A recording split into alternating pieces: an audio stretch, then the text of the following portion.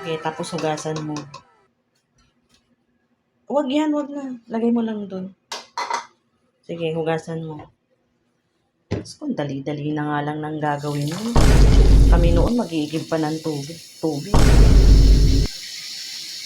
O yan o, bubuksan mo na rin. Hugas. Very, very basic. Pwede na! Sige, hugasan mong mabuti.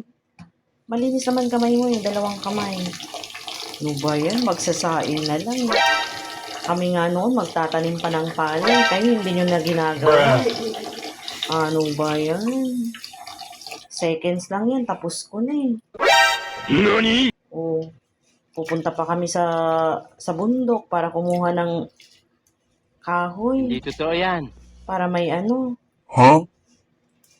panggatong. Grabe yan, oh. Basic na basic, oh. Yan, pag-aralan mo, ha. Ikaw na tagaluto ngayon. Huwag kayo iiyak. Tagaluto lang naman ng rice, eh. Hindi ganyan. Iganon mo, iganon mo. O, patay mo muna. Dali, patay mo, patay. Yan. Mga 2, 3, okay na. Sige, tama na. Tapon mo. Dahan-dahan, para hindi sumama lahat.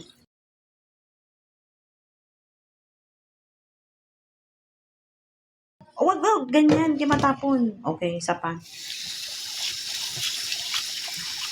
Para ka naman naglalaba eh. Ginagawa mo! Maglaba, hindi mo rin pala alam. Okay, tama na. Sige, tapon ulit. Sige na, tapos last na yung water niya. Okay na yan. Ang tagal, gutom na ako. Okay na. Gutom na yung pagsisilbihan mo.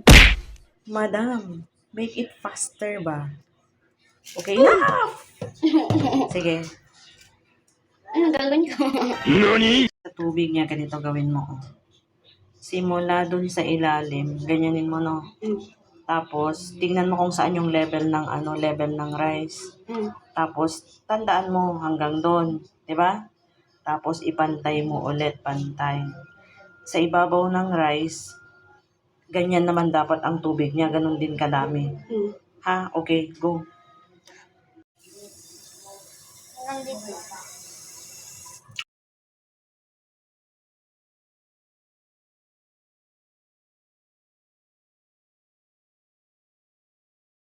Okay na?